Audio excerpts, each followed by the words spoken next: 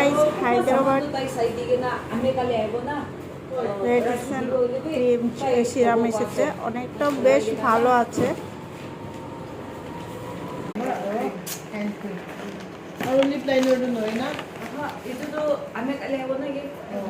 অনেকটা বেশ ভালো আছে। সো গাইস আমি আপনাদেরকে দেখাচ্ছি।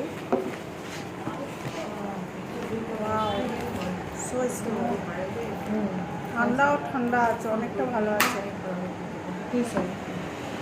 Amazing product, amazing.